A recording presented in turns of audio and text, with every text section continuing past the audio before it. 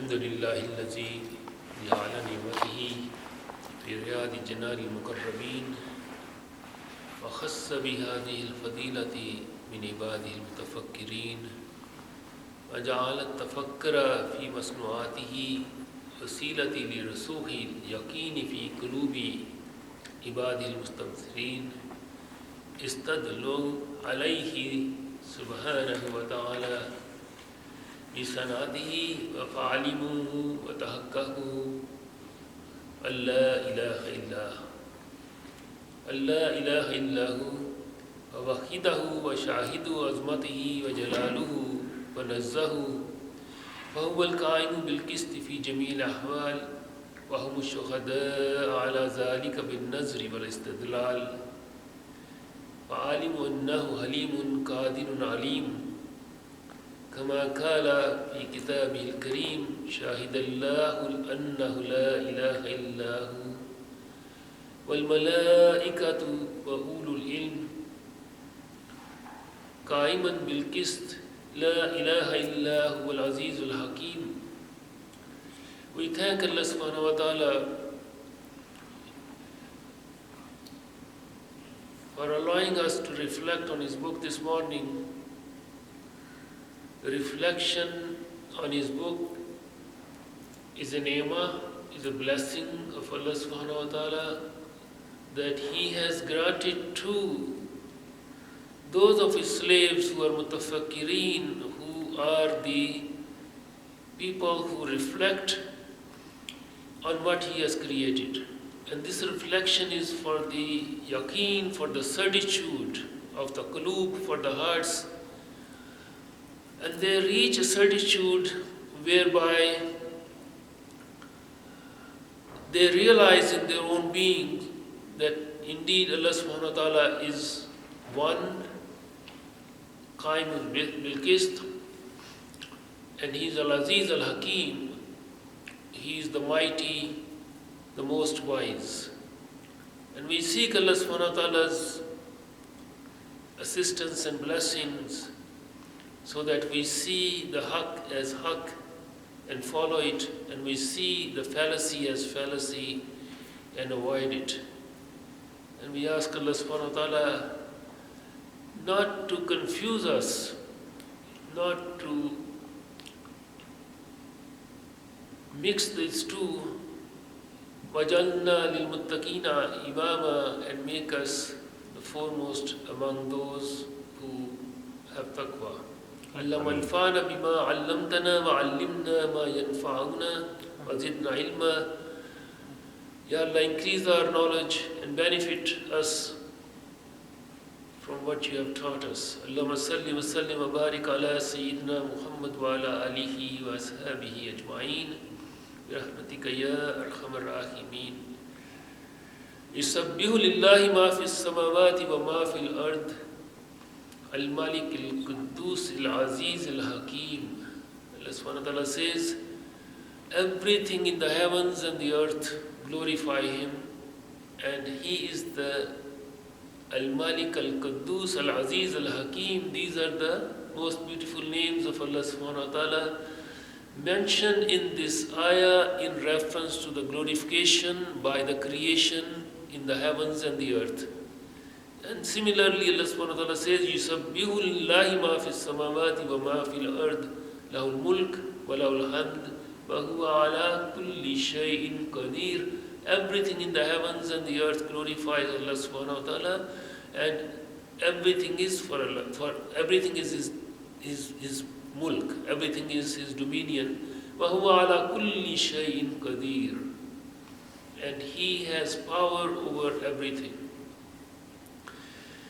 We recall that we are reflecting on the primary theme of the book of Allah subhanahu wa ta'ala, that is the Sirul Qur'an, the Lubabuhu, Ulasfa, Maqsaduhul Aqsa, Dawatul Ibad. The Sir, the innermost reality of the book of Allah subhanahu wa ta'ala is that it's an invitation to Allah subhanahu wa ta'ala. And we are responding to that invitation by reflecting on the book itself. And last time when we studied the theme of creation, we said that this is a theme that allows human beings to have more access to knowing Allah subhanahu wa ta'ala than the name and the sifat. The problem, however, that we have in this is the mapping of the creation. How are we going to comprehend the extent of creation? What is creation? Of course, we are the creation of Allah subhanahu wa ta'ala, what we see is the creation of Allah subhanahu wa ta'ala. But how can we even begin to map what Allah subhanahu wa ta'ala has created? And this is where our difficulty is in terms of our own limitations for being human. We are limited in our understanding of everything. So when we think of creation, our minds cannot think outside of two primary categories, material and immaterial. Can we think of anything from the creation of Allah subhanahu wa ta'ala that does not fall into these two broad categories of material and immaterial things? Of course, we know from the book of Allah subhanahu wa ta'ala all the things that He has mentioned in the book. الذي خلق الموت والحياة ليبلوكم أيكم أحسن عملا وهو العزيز الغفور.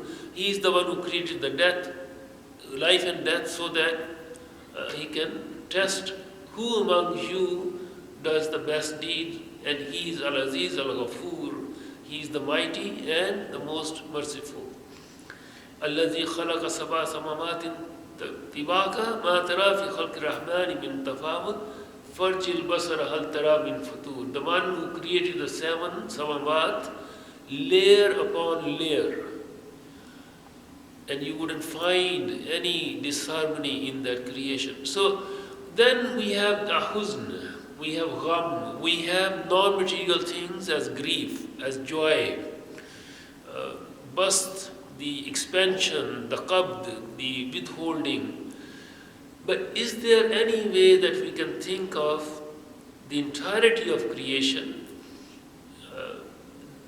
We don't. We don't have the means to comprehend the entirety of creation of Allah subhanahu wa ta'ala, because we are constrained in our ability to think beyond the material and the immaterial. Even within the material, what do we know? What do we know of Allah's creation? What is the definition of creation? We have one insight into,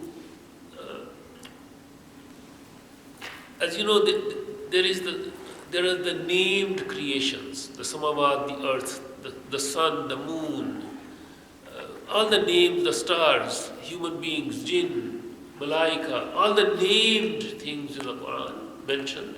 We have the name, but there is one word that has the entirety of creation.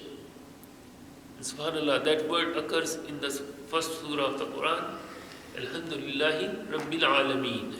The word is Alameen. He is the Rabb of Alameen. If we could comprehend the word Alameen, internalize it, then we have an understanding of what creation means. What Allah subhanahu wa ta'ala has created, the entirety of creation.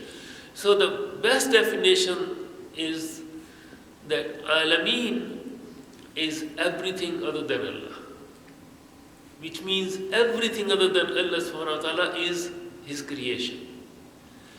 Now Alameen is a plural noun. It's the plural of alam. Alamun, it is actually alamun in the grammatical sense, and there is no singular for it. Alam, there is no singular for it. It's like one of those words where we have, it's a collective noun, we say army. Army is a plural noun, collective noun that contains the entirety of army. So this is how alamun is defined as ismul jama. This is the collective noun for which there is no singular. Now, more importantly, and this is very important for us to understand, lots of ayahs of the Qur'an where the word alameen occurs. The first grammatical point is that why is it Jama Salim? Why is it a sound plural? Because sound plurals are used for beings, species which have intellect. But Alam is the sun and the moon and the planets. They don't have intellect as we understand. So one explanation is because Alam also include human beings. So if there is in a group one single being with akal, with intellect, then the entire group has to be named, has to be grammatically sound plural. We don't break that plural. So that's one of the explanations. The thing that I wanted to point out more importantly is that in the Qur'an, Alam and Alameen denotes the entirety of creation, and it also denotes one specific creation within that entirety. So there is a subset of the entirety of creation. Human beings are one alam. The jinn, another alam. The haywanat, another alam. The nabatat, another alam. So all of those individuals are also an alam. Furthermore, within those categories, the groups of people within a specific time are also an alam. So when Allah subhanahu wa ta'ala says, and this is the importance here is that when Allah subhanahu wa ta'ala says that He chose Bani Israel, Ya Bani Israel, askuru ni'mati allati anamtu alaykum wa anni faddaltukum alal alameen. Oh, the progeny of Israel, the children of Israel, remember my blessings upon you that I blessed you with, and I chose you, or I preferred you, anni faddaltukum alal alameen. Alameen here is defined as Allah subhanahu wa ta'ala gave them preference over all other human beings of their time. So subset within a subset. The entirety of creation is alameen, one particular jins, one particular kind of creation, like human beings, the jinn, malaika, the animals, all of them are individual alam. Within that individual alam, human beings have a history of whatever length of time. Each time is an alam. So subset within a subset within a subset. How do we know all of this? We know all of this because the scholars who came before us, they didn't leave a single thing untouched from the book of Allah subhanahu wa ta'ala. They said, look at the reflections they have on one word. Alameen, in Rabbul Alameen, in Alhamdulillah Rabbil Alameen. Ibn Jarir, Rahimullah, Jafar al-Tabari, he died in 310 and he collected for us the entirety of tafsir tradition up to the time he died. We mentioned several times before that he was actually writing the book of history that he started, history of the universe. He started from the beginning of creation until the day he died. He was still writing in Baghdad. His contemporary, also, mashallah, a great scholar as well, Ibn Abi Hatim. Both of them, they say, and they report from other scholars before them, this is something that may be difficult for us to understand. But this is from Abi al-Aliya. He said that al-ins alam, humanity, humankind is one alam, wal jinn alam, and jinn one alam. وَمَا سَوَى ذَلِكَ ثَمَانِيَةَ عَشَرَ alam. And other than this, there are 18,000 alams. Or he said maybe, or 14,000. He said he has a shak.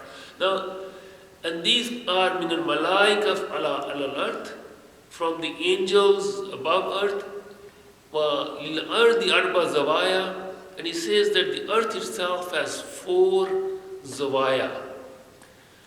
When you want to translate zawaya, which is the plural of zawiya,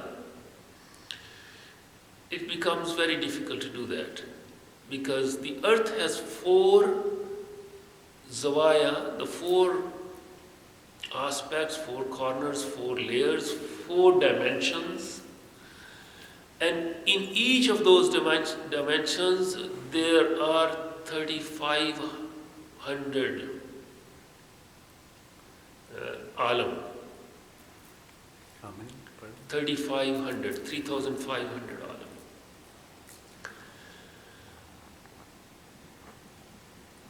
So these are rawayas, and they did what they did in their time, because their understanding of the earth itself was of a different order.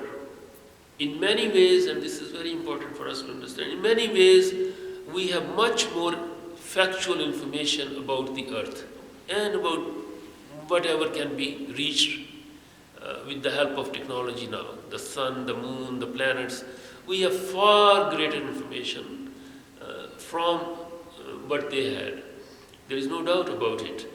At the same time, their insight, and we will inshallah do this very soon, their insight into the creation, because the theme is creation, far exceeds the depth and the levels and the spiritual aspects of it, far exceeds from us. So more information has not necessarily given us more insights into the creation of Allah subhanahu wa ta'ala. Information we have, but information does not lead to wisdom necessarily. The wisdom that they had on the basis of far less and sometimes inaccurate information compared to what we have is of a different order. So these riwayas about the number of alams, I don't understand it, to be honest. I don't understand what does it mean to have 3,500 specific number of alams in the 4 zawayas. Allah knows best. But this definition of the word itself, everything other than Allah subhanahu wa ta'ala is called alam. Everything other than. Now, within this definition, we are going to inshallah go into one particular aspect today, and that is the wisdom in the creation of Allah subhanahu wa ta'ala. Al-hikmah fi makhluqatillah. Al-hikmah fi makhluqatillah. The wisdom in the creation. This is a very short book that Imam Ghazali wrote with this title, Al-hikmah fi makhluqatillah. But this is not the only book in our tradition. Al-ajaib, the wonders of creation, became a whole category of words, especially in the 11th century, after the Greek translations from the Greek words came, in 12th century as well. When they reflected on the creation of Allah subhanahu wa ta'ala, they found wonders, and wonders were there for the increase in the certitude.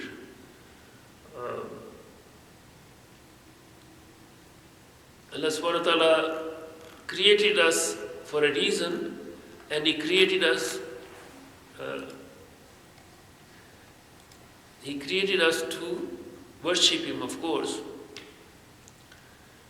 In the Jawahir al-Qur'an, Imam Ghazali has, I'll go to Al-Hikmah in a minute, but just wanted to mention one thing from the mysteries of Surah Al-Fatiha, because this Rabbil Alameen, Alhamdulillah Rabbil Alameen, appears in Surah Al-Fatiha.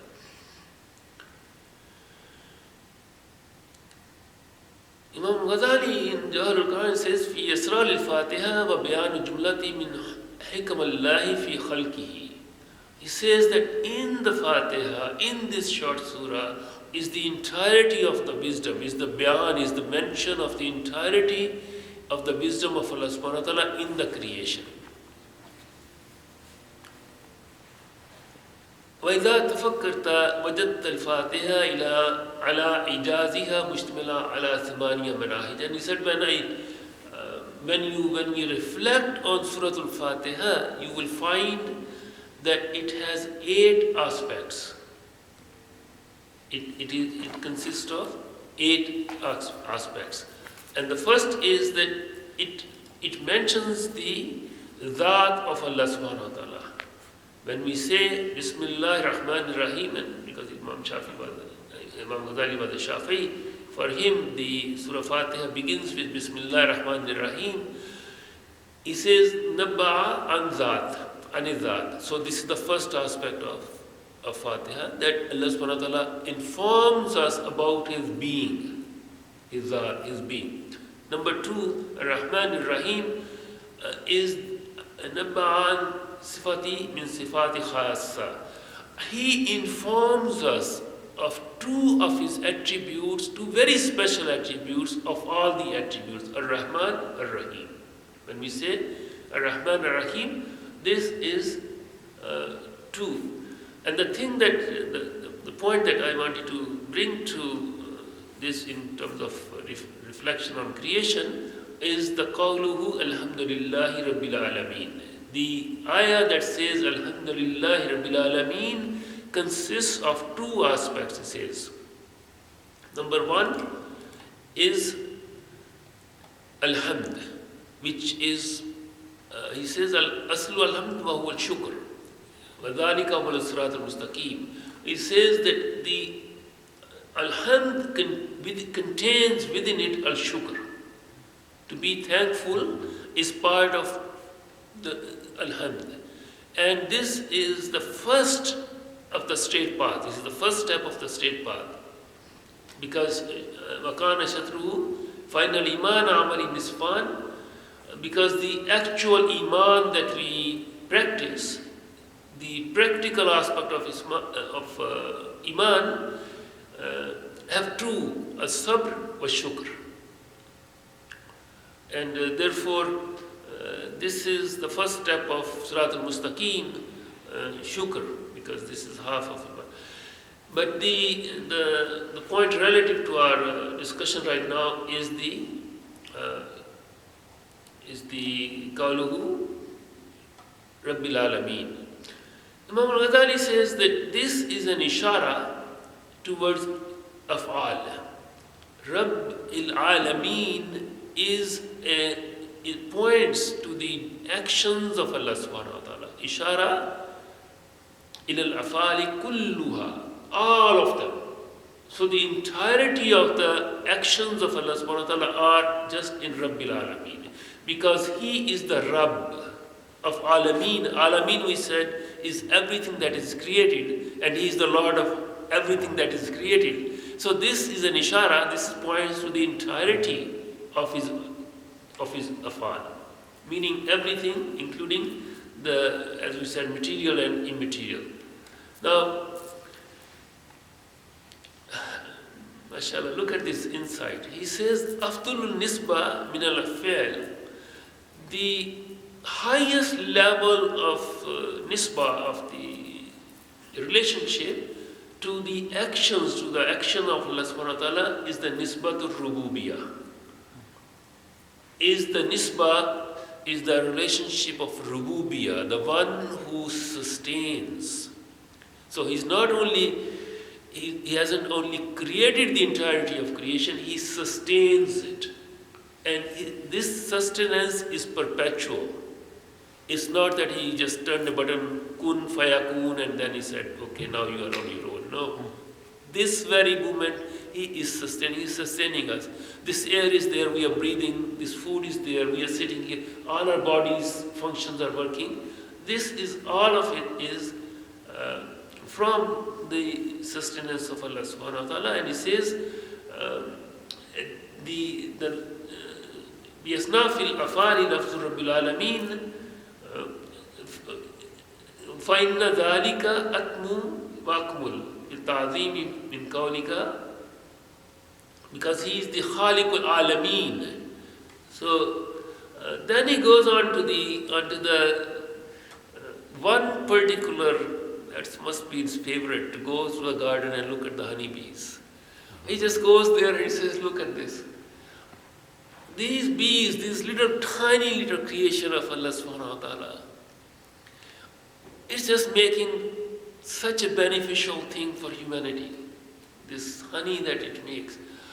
Now, his knowledge is not what we have now about the bees, about anything of the creation, the research we have done now. But the insight that it brings is, as I mentioned before, about the shape of the beehive. Why is it hexagonal? And then it goes on to, well, it could have been a circle, but circles don't stack together. It could have been a triangle, but triangles are not economical because these got sharp angles. It could be square, but they would also stack. They would be very strong structure. But again, the bee itself is curved, so how it is going to be stacked that corner in the 90-degree angle? So all of those insights he brings into one single creation. This is in Jawahar Qur'an. But the book that we wanted to focus today is the Hikmatul fil Makhluk. And I just want to bring the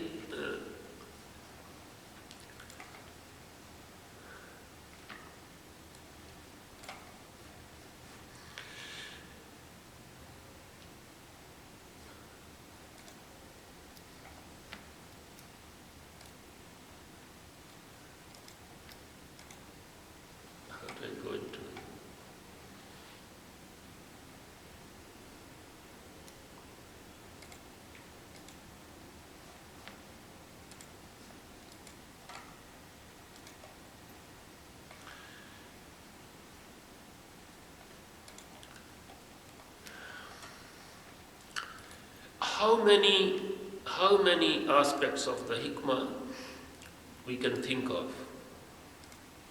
How many aspects of the hikmah can we think of? Fil makhlukat, in the creation of Allah subhanahu wa ta'ala. The book itself is a 50-page book. It's very short. And what he does is he takes the sun, the moon, air, all the visible creations, and then he goes to human beings themselves. And this is the part that I wanted to focus, because this is where we have direct relationship to our own. It's been translated into Urdu and Persian, but I haven't seen an English translation. It's a very short book. I hope someone would translate it, because what it does is it's not accurate in terms of its information, but it gives us a handle, it gives us a methodology for reflection. Because one of the difficulties that we have, we understand the Qur'an invites us to, Allah subhanahu wa ta'ala invites us to reflect, but what do? Do we just sit somewhere and close our eyes and go somewhere in our minds? How do we reflect? That's the importance of this book. And inshallah, somebody will translate it one day. This is, likewise, there are so many things to be translated. this tafsir of Al-Tabari, for example, I just wanted to, like, this is such a gold mine for us to have.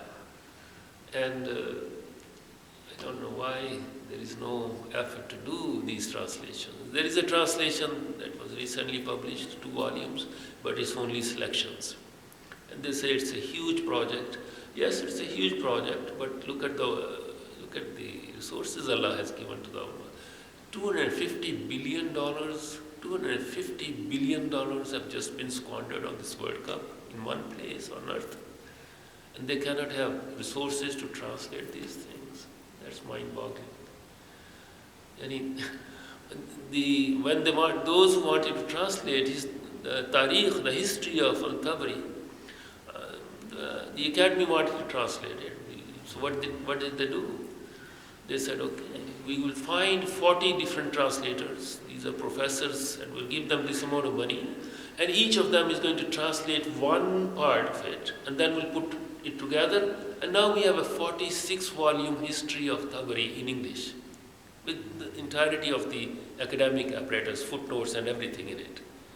Can we not find 50 people in the Ummah of how many billions to do these translations and say, no, we have, anyways, bothers me. It's just heartbreaking. Let's try to get some handle on from our own being. When Allah subhanahu wa ta'ala, Imam Ghazali says, when he decided to create human beings on earth, in this chapter he doesn't go to Adam alayhi salam, elsewhere he has already dealt with this. But he's talking about us, he's talking about himself, he's talking about people around us. He said, just think about it. How Allah subhanahu wa ta'ala has made it possible for human beings to produce, to keep going generation after generation after generation. And he goes into the beginning and says, this is amazing that this little, my muheen, this droplet, which is nothing, can turn into a human being in the womb of the mother. And when it starts, it has nothing, it's just liquid. And then Allah subhanahu wa ta'ala lets it develop. And when the child is born, his or her shape is this much, he's just so small, the bones are so small. But everything is in that little drop of creation. And when we grow up, then look at our shape. He says these eyes, like look at the eyebrows. Like these are the tidbits of reflection that he shares with us. He says that why is this that the tears are salty? Like where does the salt come? He must have tasted tears. Where does the salt come into it? And he said that salt sanitizes the eyes. So when you cry, there is some cleaning happening in your eyes. This cleansing is natural in the sense that Allah subhanahu wa ta'ala has placed. He says, just think of where is the salt coming from. You are crying, your tears are coming out, the tears are salty. Why? Where? And then the shape of these brows, he says, if they were too long, they would be ugly. Nobody would want to look at them. If they were too short, they wouldn't do the function of protecting the eyes. When a speck of dust flies into your eyes, these just quickly close the lid. Why? Who taught the eyes to do this?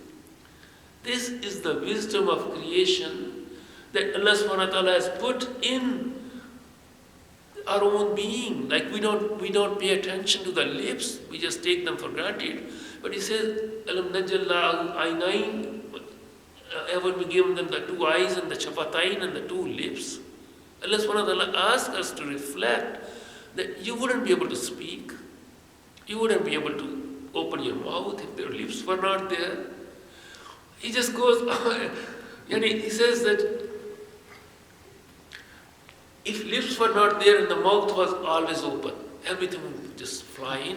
The mosquitoes, the flies, the dust, everything would. So Allah subhanahu wa ta'ala created the lips, beauty, functionality, and then just look at the teeth. He says there are 32 individual teeth, and this is where he's correct. Individual, so that if something goes wrong, he says, with one, you can still continue to enjoy your food. If there was just one bone, one teeth, one tooth, up and one tooth down, nothing would be functional if it went. And then he says, look at the nature of these teeth. You cannot pronounce dad in Arabic without having these molars. And if you don't have the molars, you wouldn't be able to chew anything. How are you going to eat anything? So all of this, he says, is just amazing that it was just a little speck of worthless liquid. My muheen, it was just a liquid from which all of this, how could it come? How was it possible? And then we all enjoy our food, but he says, if saliva wasn't there, you wouldn't be able to eat because everything would be so dry. And if you were to eat, nothing would digest because this saliva is needed for digestion. The first, he says there are levels of digestion that happens in your body, and the very first is in the very act of eating. And then, he mentioned that don't just gulp everything. The Prophet ﷺ advises us to chew everything so that we actually do. We enjoy it, and we also have the process of digestion. Now he says, but have you ever thought that this saliva only comes when you think of food, delicious food, or when you have the food in front of you? If it were coming all the time, your mouth would be so watery you wouldn't be able to. And then he says, no matter how delicious the food is, if Allah subhanahu wa ta'ala did not create this desire, this hunger in the stomach, then all the food in the world would be totally useless for anyone. The people, he says, the people who lose their tongues or their eyes or their ears, their hearing, just ask them, what is their state in the absence of one single faculty, one single organ, one single tiny little thing in your own being. وَلِسَانًا وَشَفَتَيْنِ, Allah subhanahu wa ta'ala did not give us that. And then he just goes on to, like every single thing, look at the nose. In addition to the act of breathing, which is without which our life cannot sustain.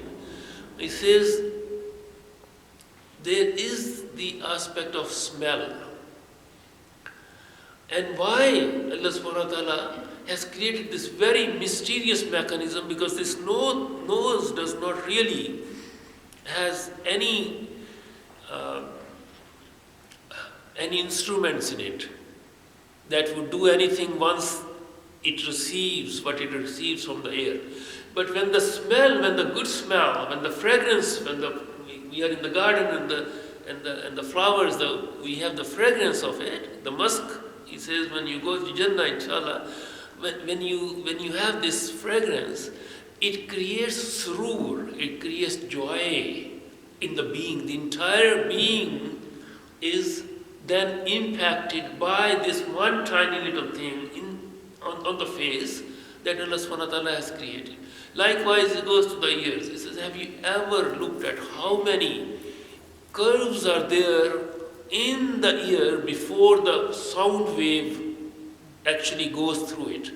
He said, if it wasn't like that, if it did not have these channels, it will be blasted out. The sound wave would be so powerful that it will just destroy the the mechanism. But when the sound goes in, so then he talks about all the bones which are there. And he says, look at the skull. Have you ever looked at the skull? You must have seen skulls as well. Yani, it's just amazing that the number of bones in the skulls and their arrangement. And he said, if the skull wasn't the way it is, the soft inner brain that we all need would be always in danger. It's the protection of the skull that gives us this amazing protection for this very soft processing unit in our being. And he says, look at the total number of bones. When the child was born, it was just this little hump of soft, but all the 259 bones were there. In that little, and as it grows, now his number is a little bit off, 259, but it shows even 1111, he died in 1111, they counted every single bone of the human body. Now we have 220, 232 or 222, depending on how we count it, because some bones are fused, but 259 is not very off from that number. As I said, it's not the information that we are talking about, it's the wisdom that he derives from it. Every single thing that he mentions, it just goes on and on from the body, he says, because this is the closest to us. When we want to reflect, we can just begin with our own. And he says 55 bones of the skull. The number is 248 is the total number of bones in his book. So he says just reflect on the power, wisdom, and purpose in creation. And this is where Allah subhanahu wa ta'ala, when he says that those who reflect on his book, those who reflect, they call out, Rabbana la khalaqta hadha batila. Oh Allah, you have not created this in falsehood. This creation is not without purpose. So this, inshallah, brings us to the end of today's reflections.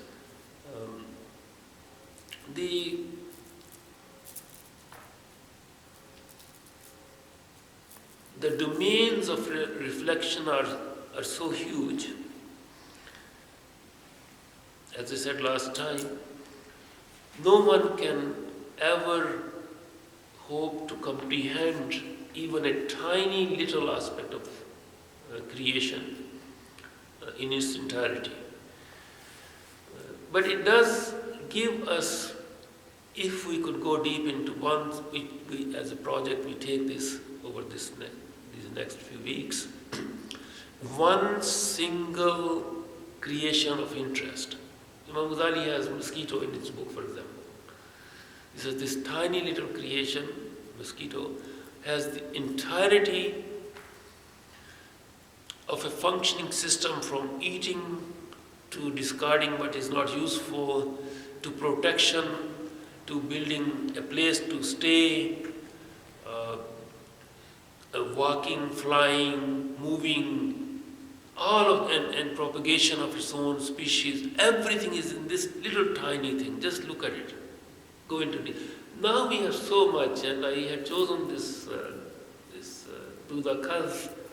We had the cocoon, and I made a mistake. I'm learning too in this one little thing that there is nothing live in it. You know that thing that was rattling last time? Mm-hmm. It's not live. There was life in it that has probably gone away. I found these videos of, I shared one of them in the class. There are several from India and from Korea and from other places. Chinese are very organized in this video, but Indians are not so organized in this video I saw. They say that we do mechanical spinning. So their silk, al-harir, is not as refined, they said, but the Chinese have perfected it and things like that. So the idea here again is to choose one of Allah's creation, even our own organs, even the ears, the nose, the heart, anything we can choose, anything of interest. Doctors, surgeons, like bones, whoever, whatever is of interest, and go really deep into it until there is a sense of wonder and awe in our being, and we have a clarity in terms of what Allah subhanahu wa ta'ala has asked us to do when He asks us to reflect on His book. This is very important. And of course, we can talk and talk, but the taste of it is in the doing of it. All the ayahs of creation, and there aren't too many, we can recite them. Inshallah, when we start the words of action, the words used in the Qur'an for the action of creation, and how many are there? We said there are 11 roots. So next time we will start with the first one, khalaqa, He created. And there are some which only have 4 ayahs, for example. So it's not a huge task to recite each of these words and reflect on what Allah subhanahu wa ta'ala has said about them. Inshallah, we stop here. Are there any questions? So last week, we touched on the topic of kun. And the question you raised was, who Allah subhanahu wa ta'ala said kun to? Still unable to resolve that. Right.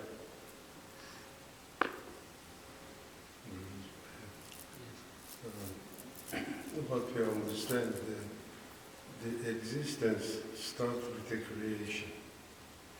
So, does it mean when we die, or any creature dies, a mosquito, an animal, a bacteria, even a star, with the new technology of observation, we come to some knowledge, we gain some knowledge that some stars disappear. So when things disappear or die, does it mean we, or whatever disappears, goes out of alamin? Or is there any other form for continuation?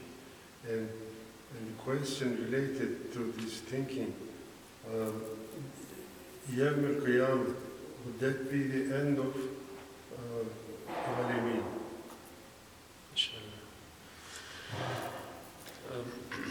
With reference to kun fayakun, inshallah, we have a long session on that question once we are in the kaun. So 11 words, kaun, kun is one of them, and we'll go into details of kun fayakun. There is huge amount of reflection on that very question to what is the command. Inshallah, we'll go there. With reference to these two questions, the definition of alameen, as we said, is everything other than Allah subhanahu wa ta'ala.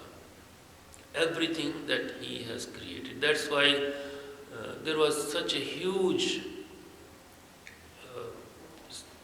reflection and confrontation as well when Aristotle was translated into Arabic, and he struggled. Aristotle had struggled with the question of where does the existence come from?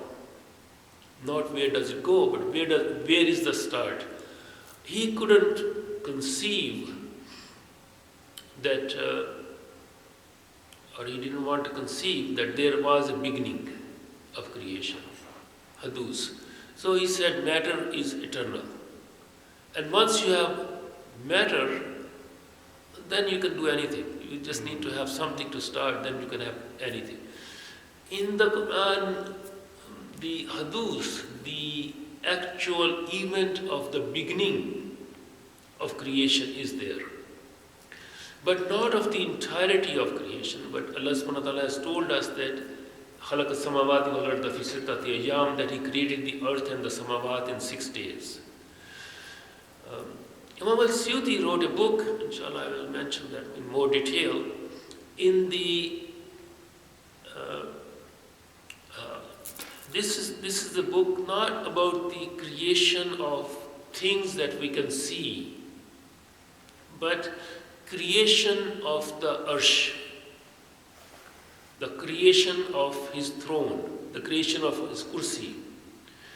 All of those are also creations. So this book is of things which are created and what is the hierarchy of creation. Things that Allah subhanahu wa ta'ala created from matter, everything that you just mentioned, the mosquitoes, the bacteria, all of these are matter. Which means if we could understand what is going to happen to matter, like is there what they call dark matter? When we say mosquito died, bacteria died, this plant died, all of these are material things. They don't disappear. Matter is continuously changing its shape, its form. Mosquito died, we just crushed it, but its life goes out. Life itself is creation. خَلَقَ الْمَوْتَ وَالْحَيَاةَ لِيَبْلُوَكُمْ أَيُّكُمْ أَحْسَنُ عَمَلًا. Allah subhanahu wa ta'ala created life and death. Mosquito's life has gone out. Mosquito's matter is in our hands now. It hasn't gone anywhere. This entirety of creation consisting of matter does not disappear until kullu shay'in halikun illa wajhu. There will be a time when everything will perish except the face of Allah subhanahu wa ta'ala, meaning that Allah subhanahu wa ta'ala is going to bring the entirety of His creation to extinction.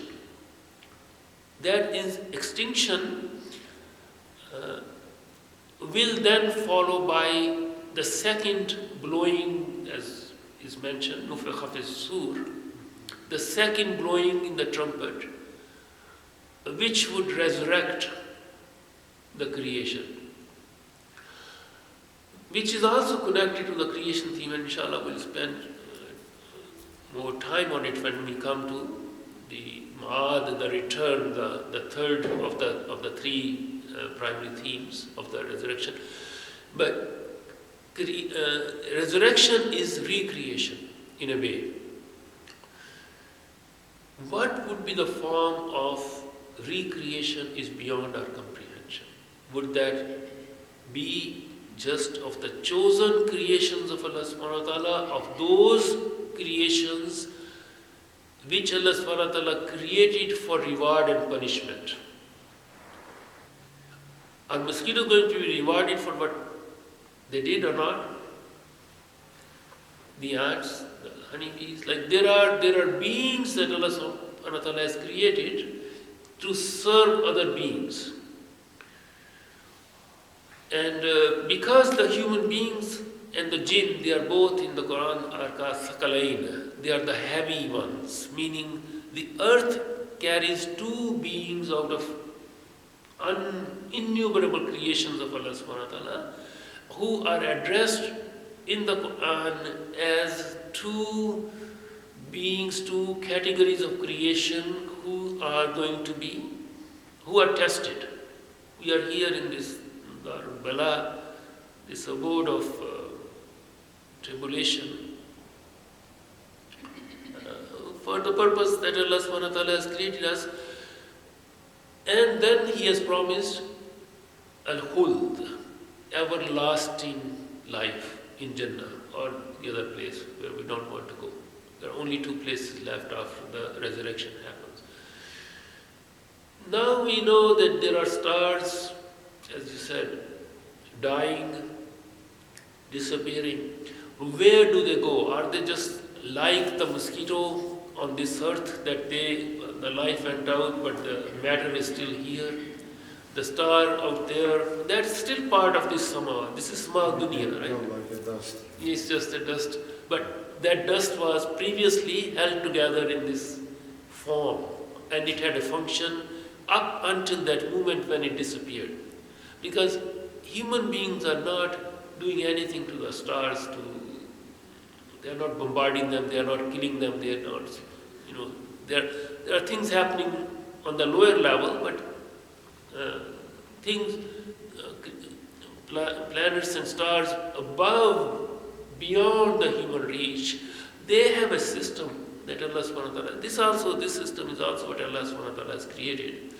But if somebody kills, destroys the orchard of pomegranate in Kandahar, that has just turned into dust. All those trees have just gone. And those who have pushed the buttons, they have written something in their book for which they would be asked, why did you do this? Why did you send this terrible missile over there? You just destroyed what Allah had created for the benefit of His beings, His creatures, for human beings. So I hope yes?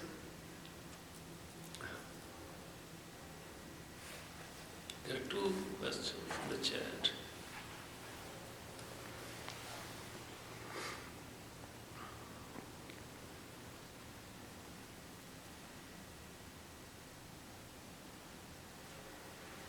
So the first question is, are there other scholars who have contemplated on the creation like Imam Ghazali?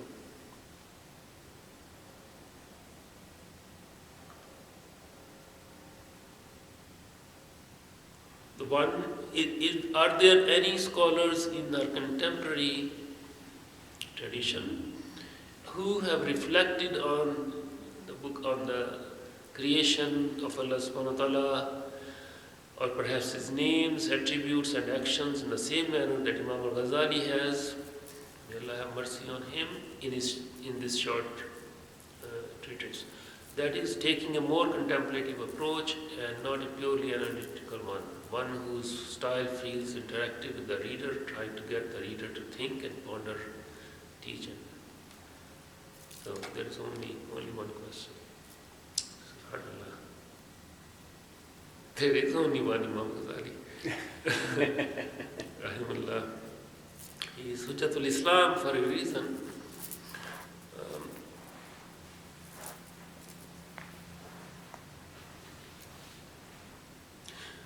See, our tradition it has suffered a lot. It has suffered a lot. But the palace, the beautiful buildings built by the likes of Imam Ghazali, and there are others in that category as well. People, when we come to this question of Kaun, Imam Ghazali doesn't go into to whom the command was given, because this is an area, different area. But those people were also giants. They reflected on that aspect. I cannot think of anyone really.